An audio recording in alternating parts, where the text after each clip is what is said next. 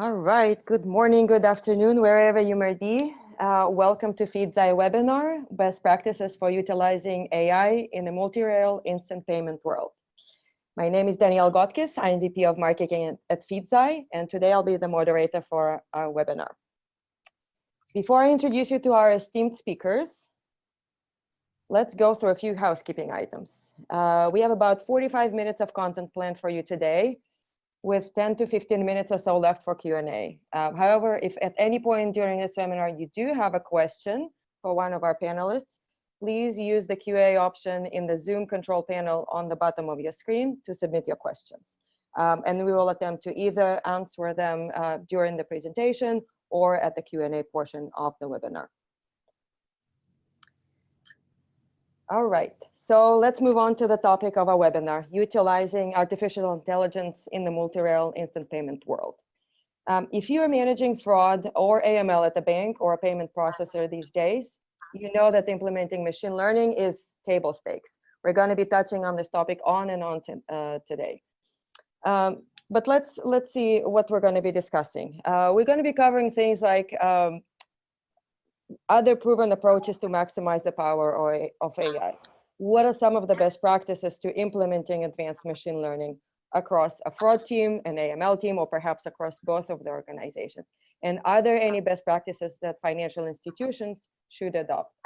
These are some of the many questions that Rivka and Daniel today will be addressing. Let's dive into the speaker introductions. Rivka Gurwitz-Little is a research director at IDC. She is a true expert on fraud and risk mitigation. I'm really excited that she's joining us today. Rivka, would you like to do a quick introduction and give us an insight into your background? Sure, Danielle, thanks for having me. I am Rivka Gurwitz-Little. I am responsible for the payments practice at IDC. And my research looks at the intersection of payment modernization and fraud and other related issues. I really look forward to digging into this topic today. Great, excellent. I'm also joined by my colleague, Daniel Griller, our VP of Sales of EMEA, who is usually based out of London, but today is actually calling in from Dubai. Dan, same goes to you. Can you please tell us a bit about yourself and while you're at it, about FeedZai as well? Sure, thanks, Danielle. So I've been working in banking and payments and fraud for the last 15 years across a range of different companies. If you don't know about FeedZai, we were founded in 2009 by a team that was previously at the European Space Agency. Our CEO used to be in charge of satellite launch simulation. Along with his our now two co-founders, he improved the systems they had to build new models faster and to make predictions at a more granular level. And then in 2009, he left the European Space Agency to see what real-world problems they could solve. To begin with, they worked with telecommunications companies, utilities companies, healthcare companies. In 2013, we won our first contract with a national payment switch, and we realized that what we'd created was perfectly suited for fighting fraud and financial crime in a real-time payments world. So moved that to Silicon Valley. That was part of getting our Series A funding. Obviously, Silicon Valley is where all the cool AI companies live. And then continue to grow our presence globally with some of the leading banks and financial organizations across the world, some of which you can see on the screen here. I joined in 2016. We probably had about 70 people at that time. And as you can see, our growth, we now have more than 500 people. And just to finish off, what the market is saying about FeedZai, if you will, in the bottom right-hand corner, you've got some great references that we have from analysts. My two favorites are Datamation. You may be aware of them. They're formerly a glossy magazine with computer and IT technology out of the US. They went online only. And last year, they did a piece of work looking at the leading machine learning companies in the world, the ones that are really changing how we operate in a day-to-day basis, people like Facebook and Google and Amazon and Apple. And they included FeedZai in that. And that was then, so they included us as one of the top 15 machine learning companies, which was then backed up by Forbes's work earlier this year when they looked at the 50 most interesting and inspiring artificial intelligence businesses, of which we were the leading fraud and financial crime proponent in that. So that's a little bit on me and the background of FeedZai, and really appreciate the opportunity to chat today, Danielle. Thank you. Excellent. Thank you. Thank you for the great introductions. All right, so let's see what's in store for us for the next hour or so. So we've gone through the speaker introductions. The next few minutes, we'll actually have Riska give a presentation to us, and she will discuss some of the evolving fraud threats, why payment modernization demands fraud modernization. We'll talk about digital transformation, as well as cover some best practices. After the presentation, we'll move on into the discussion between myself, Dan, and Rivka, and we'll discuss things like data silos. Are they good or bad for reducing risk throughout the enterprise? What are some of the considerations for building an AI-based solution in-house versus working with a partner? We'll talk about some common pitfalls, and then we'll discuss vendor selection best practices. Q&A, of course, is in the end, but as mentioned, if you have any questions throughout the presentation, please use the control panel on the bottom and submit them at any point you may like. All right, so Rivka, will you please set the stage for our discussion? Absolutely, thank you. So we are at a point in time where real-time payments and modernized payments particularly are going live across the globe. And this introduces a world of new opportunities, but also a world of new vulnerabilities. And it is requiring a new take on fraud. So I want to start off this conversation, as we start off almost every fraud conversation, with talking about fraud threats. If we don't start with fear in this world, we haven't done our job here. But I want to just sort of break down the fraud threats in the view or perspective of what it means to have fraud solutions that are appropriate for them. So at the top of this slide, which we'll build out, we talk about compromised credentials, and obviously data breaches are in the middle of this. They are a really huge problem. In the first half of 2019, there were more than 4 billion records exposed as a result of breaches. And what happens with this data is that it flows onto the dark web and gets for sale. Today, you can buy what I call the full Monty of card account data on the dark web, a name, an account number, CVV, and expiration date for $1. And fraudsters are buying these en masse and selling them en masse to operationalize attacks. And of course, data breaches are not the only way of exposing credentials. We see social engineering attacks in which, for example, fraudsters call into mobile service providers or utilities, and they call in with a name, and they manipulate the agent into reading back a birth date or other important information, which they then utilize in an account takeover at a bank or for a credit card. And then the concept of malware, spoofing, jacking, so many different names related to it, in which false bank mobile apps are launched, and they look entirely real, and consumers enter all of their information into them, and the fraudsters are just catching that information and building out full credentials. So that's sort of the root of all evil, is this idea of compromised credentials. Below it, to the left, account takeover is an ever-present threat in fraud. Generally, we see fraudsters taking this data, putting it to use by completely taking over accounts. Sometimes it's to do a few transactions until they get caught. Other times it's much more sophisticated and it's a lengthier attack. They will do many, many small transactions that go unseen by the user or the account holder. And the goal is to have a longer term slow burn of an attack. And then sometimes it will end in a really big transactional move and then they get out of there.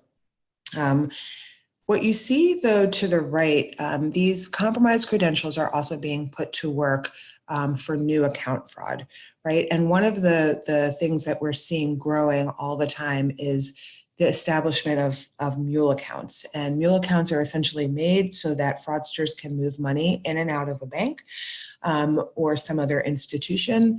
And they are more of a problem now than ever because we are moving into real-time payments, and real-time payments don't take a couple of days to settle. They move out instantly, and fraudsters are looking for ways to move money from bank account to bank account and get that money out. So that is a huge problem. It is also linked, though, to synthetic identity. And synthetic identity is a real challenge in the market right now. It's estimated, IDC estimates that just among the top 4 banks in the US, there have been about $4 billion in losses in credit card chargebacks.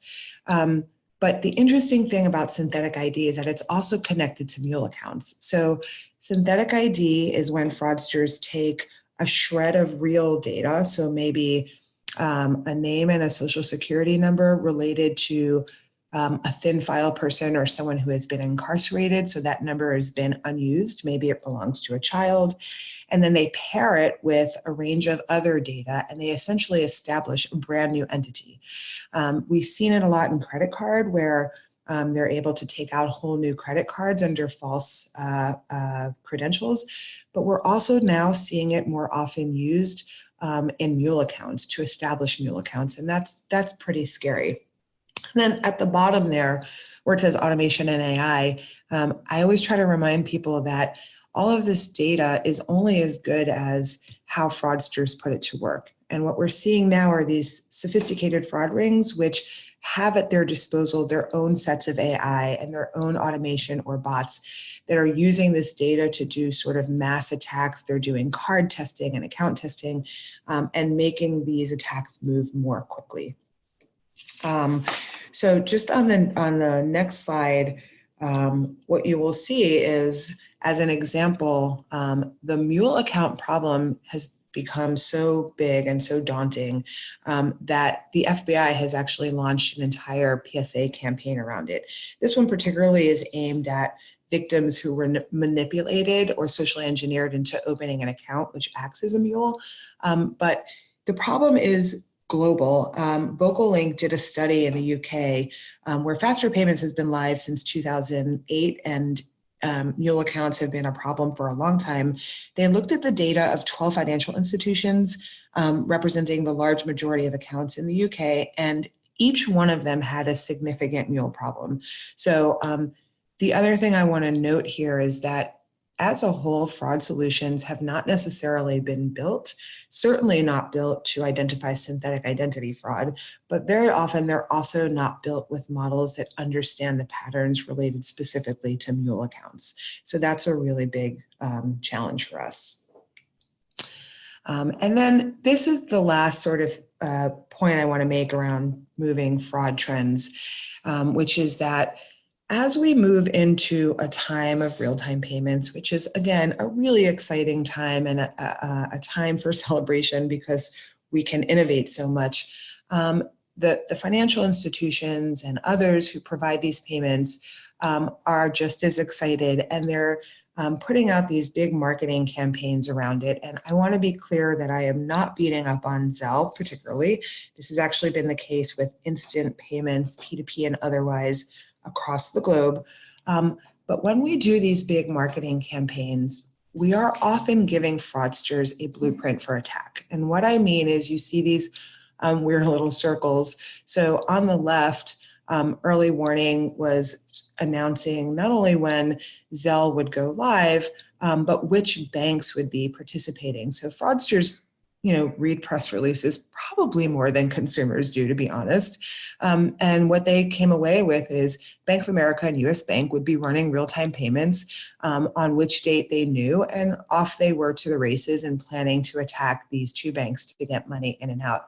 On the right-hand side, a little later on in time, Wells Fargo announced it would go live, and it announced the exact day it would go live, and it was about 2 months in between the release, or a month and the go live. And now fraudsters knew, okay, a third bank is coming online, and now we can prepare to, let's say, establish mule accounts there so we can begin to move money. So it's not to say that we should not market amazing new innovations, but we want to sort of be careful about which details we release.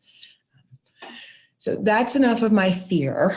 Now I want to talk a little bit about payments and sort of the move to what I call a multi-rail real-time world. So as fraud teams think about their fraud strategies, they have obviously more to think about than attack types.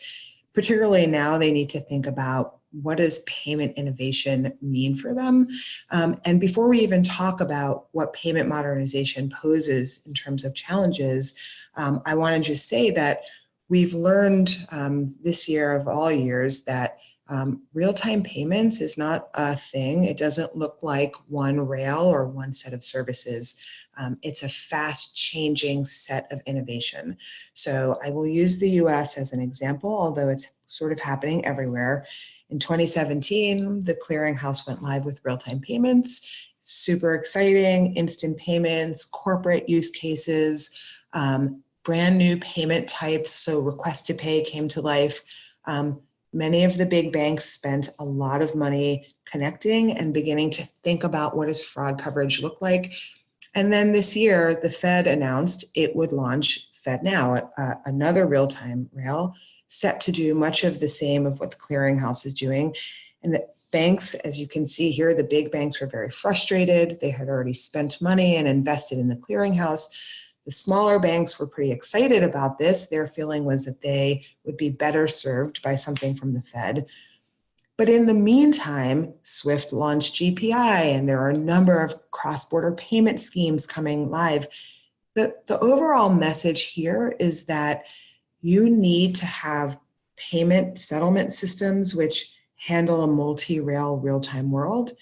And likewise, you need to have fraud systems which are ready for a multi-rail real-time world. And that can be confusing because each of these schemes do different things and implement messaging in different ways. But you must have agile systems which are ready for all of these initiatives. Okay, so that's my little rant there. This slide is really, sometimes I call this slide like beyond real time. So when we talk about real-time payments, there's obviously excitement about moving money faster, but speed of money movement is actually only one element of an overall drive for modernization. Payment modernization actually brings us many more exciting things than just speed. So even under speed, generally real-time rails are associated with both retail and corporate payment types, which are very excited. They're multi-rail, as we discussed. Some of them work with alias identity schemes or the ability to tokenize a whole account and be able to represent it with an email address, which makes it easier to communicate. Intelligent payments is something we do not spend enough time thinking about, but intelligent payments are data-rich payments at their heart. So most real-time rails are built around ISO 20022 messaging. This messaging allows us to include much, much more data with every single transaction. So for example, you can run a transaction with an entire invoice intact. That's great for fraud solutions in the sense that it provides a whole lot more data to monitor. It also provides data that can be attacked. So it's an interesting move. That data will be used to further automate payments. And when I say automation, this could take place in the enterprise where we are really seeing true straight-through processing. We will also see it take hold in the retail world where consumers are increasingly utilizing IoT, where their home devices understand when they're low in milk and do an automated grocery order with payment. The reason this is important for us as fraud strategists and thinkers is that all of these are new payment types or transaction types that need to be monitored and understood within analytics. And then finally, this concept of collaborative payments, we often talk about open banking, but open banking really means collaboration and connectivity. And we are seeing both in corporate and in retail, third parties being able to originate payments and or aggregate data, which makes the idea of fraud monitoring a little bit more complicated and in need of purpose-built solutions. And finally, that overlay design, we are finally able to build services around standardized payments on real-time rails. And that's super exciting, but it also requires more from fraud coverage. So that's a lot going on there, but I want to point out that at the bottom left, there's a huge investment both in real-time readiness. So there's a $15.6 percent CAGR in real-time readiness. And then on the right, there's a 23.4% CAGR being spent on next gen. And you might think, what's the difference here? But the difference really is enabling real-time through settlement and fraud coverage. And then on the right is enabling these richer services that lie around it. And you will see movement among both significantly in the next few years. Okay, so here's the thing. As we see this spend on payment modernization, kind of the challenging thing is that fraud teams are not always in on it. They should be center at the table to a payment modernization initiative, but they're not. So this slide, I've spent the last year, I didn't say earlier, I came from fraud and now I focus on payments. And I've spent the last year spending a lot of time in front of payment heads as well as fraud heads. And what I hear from them is they're both working on payment modernization, but number one, they're often battling for the same budget. So not only are their strategies not necessarily aligned from a technology perspective, but within the bank, they're trying to kind of get their hands on the same resources, and that is troubling. They really need to be in step together, getting resources together. That's from a business side. On the technology side, it's really important for payment teams as they begin to build out data-driven payments and analytics-driven payments. They are building out payment hubs, and those payment hubs should be speaking directly to fraud hubs or centralized fraud initiatives. And this is something that should very much be considered both on the same timeline and together strategically. And it's too often. Yes. Sorry, Rivka, it's Daniel, and I've deliberately kept quiet so far and let the expert. I would like you to speak, Daniel. I've been enjoying listening as much as everyone on the webinar, I think. But what I will say, kind of listening into this, I was recently talking to someone at a leading bank, and a couple of the themes that you're pulling together came out to me pretty loudly. And what they said was, it's not just a problem about legacy technology or doing technological transformation. The problem is actually legacy thinking. It's culturally siloed thinking. You're talking about having an announcement that there's a new payment system coming out. Did the PR team and the product team talk to the fraud team and say, is the fraud team ready for the new release on this date? I don't know on the individual cases, but I do know that there's lots of organizations where that joined up thinking is not there. So they're trying to leverage cutting edge technology, and they have to, but they're not talking to each other. So when we're talking about what you have to do to drive best practice in a real-time payment world, part of it is not technological at all. Obviously the technology leads in this in terms of what you can do, but it's cultural. Why are you doing what you're doing? Is everyone signed up to the same mission? Are you aware of the aims of the team sitting next to you? And I think that kind of legacy thinking is as much the problem, or as often as much the problem as the actual legacy tech itself. I would agree 100%.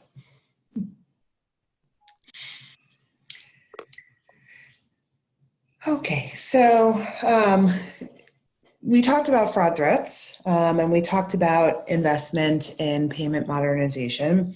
But simultaneously, there's this other massive initiative going on in many financial institutions, which is digital transformation. And to be very frank, that term as a whole kind of makes me cringe. It's been thrown around for a long time, but it is very much underway in banking. And what I mean by that is that there is a very clear investment in mobility, in the use of cloud, in data-driven processes and AI, and with a very clear set of goals. And those goals are to make customer engagement better, less, more frictionless. That requires enabling engagement with the bank through a wider array of devices. So IoT is coming to life in the bank. It means expanding capabilities in all of the digital channels. So we like to think that we're way into mobile, but there are many more things that we're constantly enabling in the mobile channel. And essentially, again, all of this allows for a better customer experience in the bank and provides for opportunity for all kinds of new products and revenue streams for financial institutions. They also introduce new threats. Anytime you have a new device, you have a new threat. If you expand a channel, you have a new threat. And so it's really important to keep our eyes on this digital transformation in banking. Here on the left, you see just sort of the growth, and it's a pretty significant CAGR across all geographies. On the right is a little more interesting. These are use cases or priorities for banks as they invest in digital transformation. And here's kind of where digital transformation goes from being a fuzzy term to sort of reality. That omni experience engagement, that's basically cross-channel expansion, new features, new capabilities. Next-gen payments, super high on the list, actually the highest on the list, so we've already talked about that. Where it says digital trust and stewardship, it's a fancy term for fraud and compliance. So I'm glad to see it's a central part, but it's not the leading part. And that there's a lot more in there, but it's important to sort of keep an eye on where this investment is going. And Rivka, with that, is this judged at the industry level, or is it judged just looking at the traditional players? The reason I ask that is digital transformation for the incumbent players can be, how do I keep up with new entrants? How do I keep up with challengers? Whereas the numbers could be even bigger or potentially broken out with a different breakdown if you include the money coming in behind the challenger banks, the money coming in behind the new entrants into the industry. So I just wondered if it was at an industry level or if it was actually based on incumbent banks.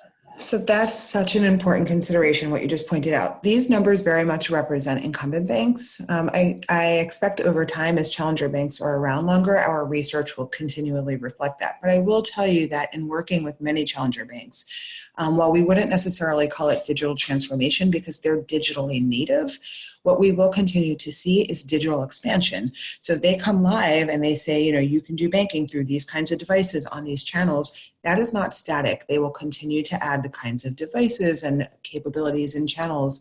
And that's really important for them to continue building, and also for the fraud teams in those banks to continue covering. Right. And we see that a lot because you have the existing banks who are having to take up digital transformation in order to combat the challenge of the new entrants. And it's all about, how do I change yesterday's business model to fit with today's expectation? Whereas with the newer players, it's all about scale. How do I move? I'm great at creating a fantastic customer experience for opening a new account. I'm great at a P2P transfer, but that's one thing when I have 500,000 customers. When I have millions and millions of customers, how do I take that leap from going from a caterpillar to a butterfly? That scale and protecting your customers and allowing these things to happen safely while meeting a regulatory burden at scale is a completely different level of investment and involvement. Yep, I totally agree with you. And it's exciting times, but it's important for them to keep a close eye on that. Okay, so we pretty much talked about this, but I want to just put it in context. If you are a fraud team and your goal is to build out a next generation fraud strategy, which both keeps up with payment modernization and digital expansion, this is what you have on your plate all at once. You have these payments with lots more data that you need to be able to ingest and operationalize in models. You have brand new transaction types that you need to have fraud models which cover. You're dealing with new kinds of identities. These overlay services, we are so at the beginning of what can be done there, and they all need coverage. And then on this expansion, we have largely covered. I want to just note that fraud strategies very much can enable innovation. So while, over the years, I've seen this for many years, Daniel, I'm sure you have too, that the product team gets excited to launch something. They're like, I'm not telling the fraud team, they're just going to say no. Security is right. well.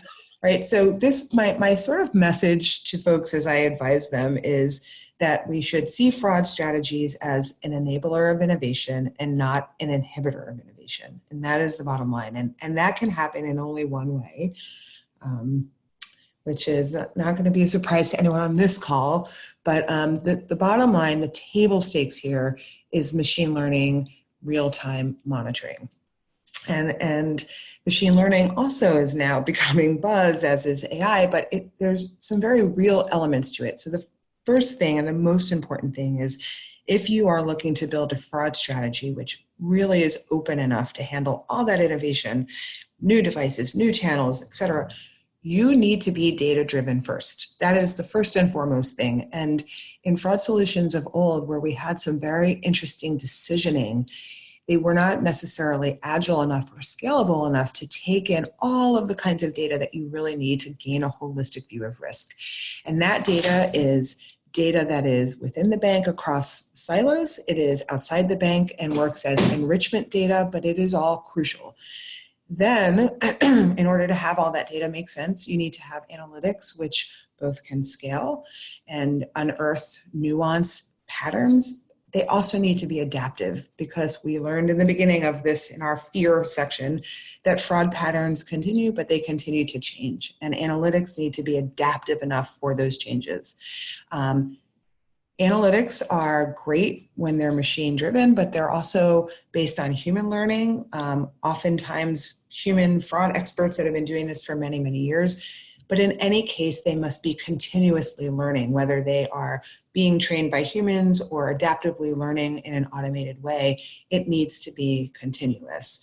And then ultimately, what you want are analytics that are cross payment. So adopt any rail you want to adopt. You now have models which are adaptable enough to all of those rails and all of the different ways that messaging is implemented.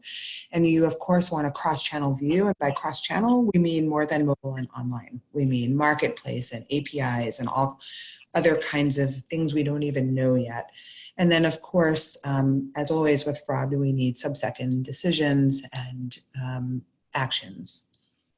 Daniel, I know you must have something to say. Yeah, no, I mean, I think what I was trying to work out when to come in. You started this by talking about we're driving innovation, right? And I think this goes back to the mindset point to some degree, because fraud is typically about preventing pain or protecting against fear. This is what you were describing earlier. So it's often seen, I think sometimes it's, the research that's done here is almost done grudgingly. Of course you have to, of course you get the budget to put in place the AI tool. You have to, because the fraudsters are using cutting edge technology. So a bank can be almost begrudging of this kind of pretty amazing work that's being done.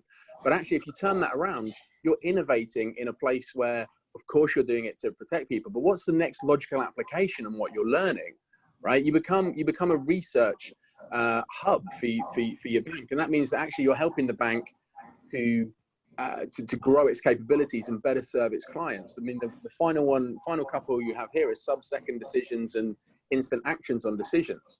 We have some of our clients coming to us and saying, "Hey, can I do retail analytics with the same sort of idea? Can I put offers out into customers using the same sort of technology?"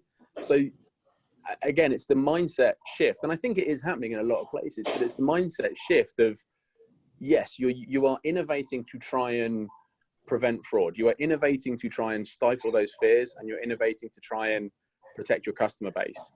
But that innovation doesn't stop there. If you do this well, if you do this well, you have the opportunity to change the game on a much wider scale with your interactions with your customers. Yeah, I agree. Also, and we'll get to this a little bit later down, but as banks as a whole look to adopt AI, let's not forget that fraud, as you at FeedZai learned, fraud is the first use case, and there's a lot to learn.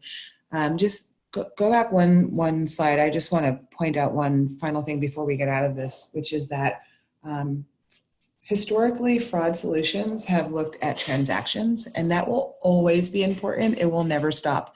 But with machine learning and all of this data, we are also able to understand the risk of entities. An entity can be an individual, it can be an account, it can be a phone. But when you pair rich risk decisioning around an identity and a transaction, they impact each other, but you really then gain a holistic view of what's going on. And that is beyond table stakes, right? So the table stakes is real-time transaction monitoring. Beyond table stakes is true holistic monitoring. And I think I've been in so many meetings where we say single view of the customer, 360-degree view of the customer. And I'm seeing executives roll their eyes because this has been promised for maybe as much as 5-10 years. But now, because of and you mentioned earlier the fact that there's multiple different rails doing the same sort of thing. There's different brands popping up doing the same sort of thing, creating different standards, different on and off roads to the rails. You have to, because the good fraud systems are viewing not just one rail, but 2, 5, 10, even in real time. Companies like FeedZai are solving the problem of how do I create that single view of a customer in real time. And it's not a pipe dream anymore. It's now a reality. If you're doing this well, it's a reality, and that can be leveraged beyond fraud. And that's pretty exciting. And I don't know what the ultimate implications of that are. I think we're going to find that out, but it should be really good in terms of how we can improve the proposition that the customers have. I mean, I agree. I think it will change the way that we handle, entities across many, many organizations and industries ultimately. And this is the start of that. I mean, that will be born to these solutions for sure.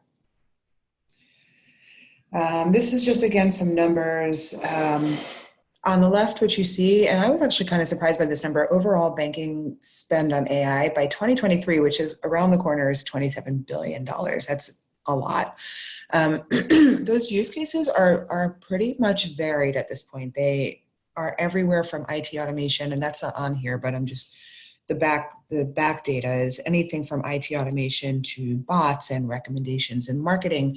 What you see on the right are numbers which are specific to what we do, right? So the spend on regulatory intelligence I find to be really cool. There are all these neat things you can do with AI tools to stay on top of regulation.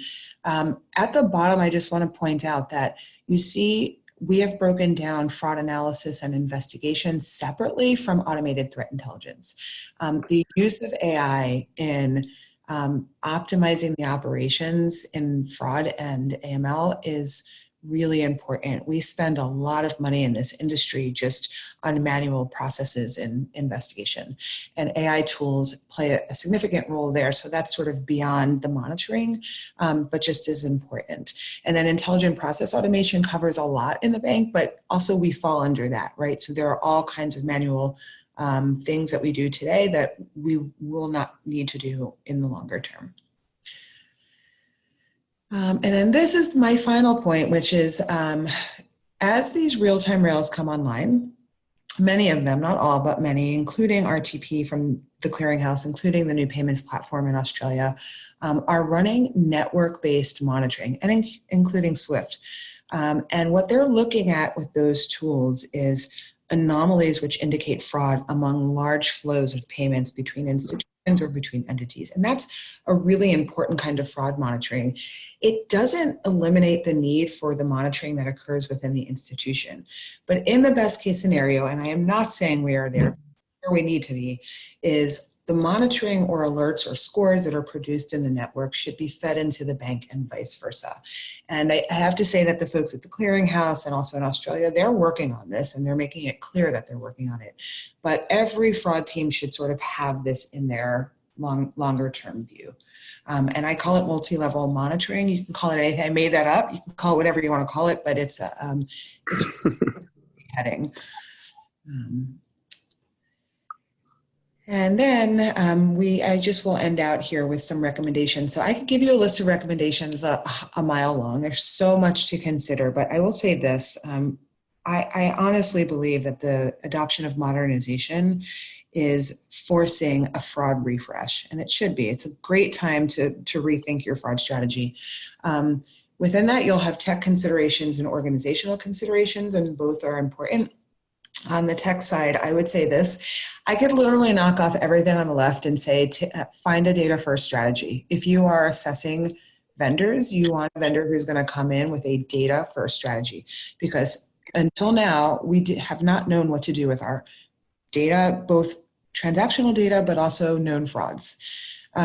You want obviously a solution that's iterative and agile, so you cannot have models which are updated once a year. It's not acceptable. You need to have models that are constantly changing, and you need to be able to be aware of the performance of these models on an ongoing basis. You want to be able to incorporate point solutions. So you all on this call, I'm sure if your financial institutions have spent a lot of money on a lot of point solutions, and some of them are probably pretty great. And so you want to have a fraud strategy that incorporates those, doesn't try to kill them. And then the last thing I will say on the left is many of you have data science teams that have built your own models, and some of those models are great. And I am not in any way suggesting that you toss them out, but my view on that is that you want to invest in a fraud strategy that is supported by a platform with existing models and templates, but you want to be able to ingest the models that you've built and run them either alongside or in some integrated way. And it's possible to do that. On the right, we've really talked a lot about this, but I just want to remind you that your DX team and your payments team, the fraud team should have a central seat at the table amid these initiatives. And again, it's not impossible to do. It feels hard because you're battling for same budget sometimes, but it's time to align these strategies as a whole. I think the only thing I'd add to that is when you're thinking about who to work with, you've got to look at culture as well, right? Because you've got to look at a culture of are the people that you want to work with, are they looking at disrupting themselves continuously? Are they trying to stay at the forefront of what they're doing? But also the cultural fit is you're looking at creating relationships here, whether or not it's with point solutions or platforms. You're looking at relationships that aren't going to last for 2-3 years, that hopefully are going to last for 5-10 years. So this isn't a short-term relationship. The people that you work with have to have the best technology, but they also have to be getting out of bed in the morning for the same reason that you are. Are they pushing the envelope? Do they believe in the same sort of things that you do? And ultimately, are they going to put blood, sweat and tears into providing what you need? I think the cultural fit and the engagement model, how are people going to work together? Can they scale and support you? Those two things, when you look at the future of how you're working in this space and who you're working with in this space, those two things are really, really important. Yeah, I mean, I think it hasn't always been, but it's a time for partnerships. And you're right, in creating a partnership with your fraud provider, it really is about a cultural fit, and it is about having the same objectives. And in my opinion, those objectives have to be first and foremost about enabling innovation. Part of that legacy thinking is around, like, you can't launch a new product because it's not safe. It's like that has to also. So it's about enabling full stop, right? It's about enabling full stop. There are, we live in a world of more data than there has been ever before, and that's leading to specialization. It's leading to people being experts at certain sort of things.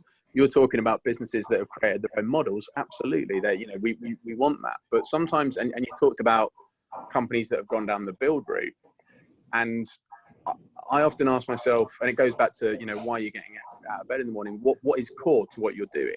If you're a bank, is building a fraud system core to what you're doing? I would suggest it isn't. You want to be using your teams to innovate on customer experience and bringing new products to market. And I'm not saying you can't build a great system. I'm sure you can. But then if you're going to feed that through, and I often see people say, well, it's cheaper for me to build itself. I can believe that in a short period of time, but you're not playing the game of what if properly. What if I build it myself? Well, then I have to maintain it, and then I have to continue to research and drive it in the future. And this is what you're saying about innovation. I think banks should be innovating on how they bring new products to their customers. They should be innovating on how we enable more people to take advantage of their products, right? They should be looking at financial inclusion. These are the sort of areas that the innovation should come in. They shouldn't necessarily be innovating in how do I bring the next best algorithm to bear in a fraud and financial real-time world.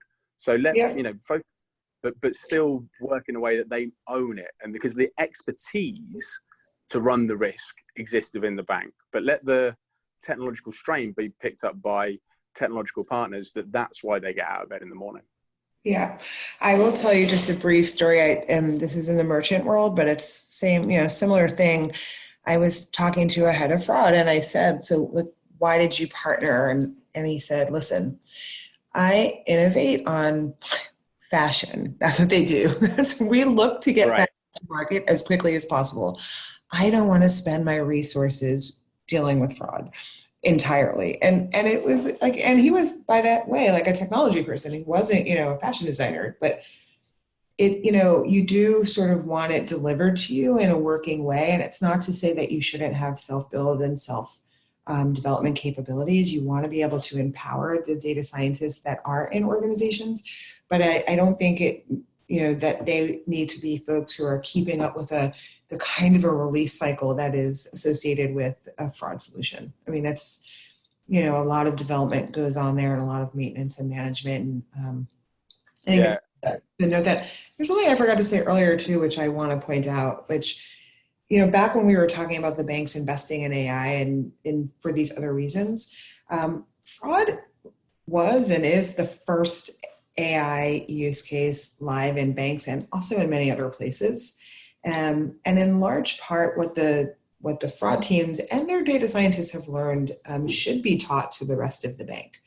And I know that there's a movement among banks to say, well, so maybe there should be like this centralized AI team that serves everyone else.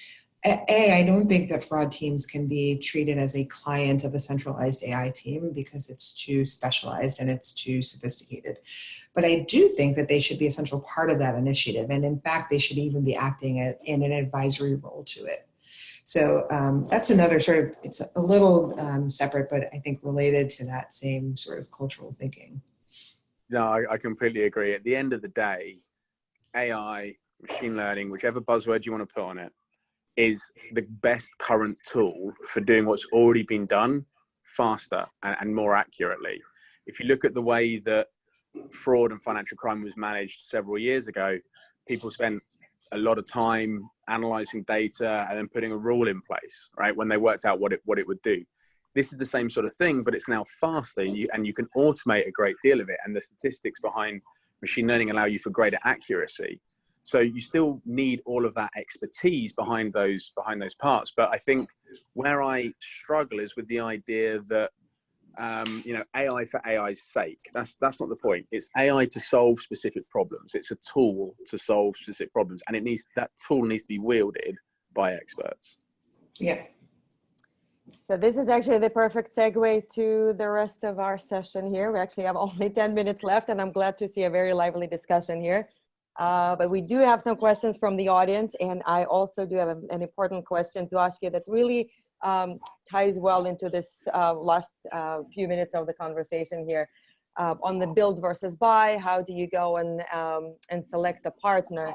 POCs is something that's at the top of everyone's mind. So I'm curious to hear both from you, Rivka, and Dan, what is your take on POCs? What shape should they take? Yeah, please share your insights. So I think in the past, POCs have been a long, sort of hot topic of discussion for a long time. They haven't always been possible. They're hard to do, but where possible, it's great. If you can run them, also great. I think it can be difficult to do sandboxing if you don't have like true live data. But I would say as a whole, what you want to be able to get to is the best road to an early day score implementation. And that is really your objective. Whether or not POC, I think you have to do some digging. So when I talk about AI from vendors, I say, is it promised or is it there? And so you do need to dig enough in whatever way you find to ensure that the analytics are really there and useful. And then the next decision is, how do I get to the earliest day accuracy? And so I would say some form of a POC is an interesting way to do that. I think vendors would love for POCs to not exist. Of course we would. But I think that the point about proof of concepts is, what is the thing you're actually trying to prove? And I think that's really important. You have to keep that front and center. Because is it just that you can return a good score? Right? And this is what we were saying earlier about it's not just about that. There's so much more to it than just providing a good score. Of course you have to do that. But what you actually want to know is, can this be done in real time? Can this be done with ultra high throughput, ultra low latency? Can this be done can the engineering work be done to connect half a dozen different payment streams? I guess what I'm saying is, walk in with the questions that you want to answer rather than the method with which you want to do the answer. Because, at the end of the day, you want to get value out of it. And the value should be that you can go to your board or to your business unit and say, I know that I want to do this, and I know that the vendor can do it. But you have to be absolutely certain that you know what problem you want to solve. And then beyond that, don't just get, it's more than just the proof of concept. We've already talked about the cultural fit. What happens afterwards? Are you buying something that works well, but works well once? What's the future of the system? Are you going to be able to adjust it in the future? How have you measured that in some form of vendor selection process? And that is as important, because, as I said earlier, you're not getting involved in a